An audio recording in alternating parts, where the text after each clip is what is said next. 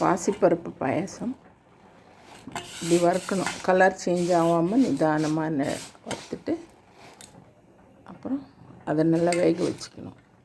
அதுக்கு போட வேண்டியது இது முந்திரி, இது ஜீரக சம்பா ரைஸு, கசகசா வறுக்கணும், வறுத்து வச்சுக்கணும்.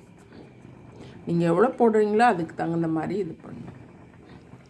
தேங்காய் இது 4ஐயும் நல்லா மையாக அரைச்சி வச்சுக்கணும். போடுறதுக்கு முந்திரி, திராட்சை, ஏலக்காய் தூள். அது வேக வைக்க தண்ணி கொதிக்குது.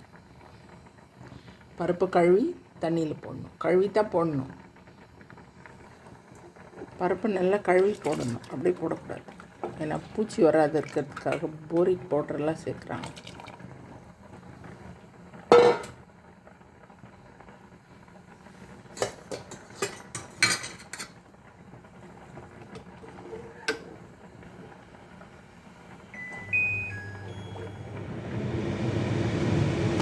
நல்லா வேகணும்.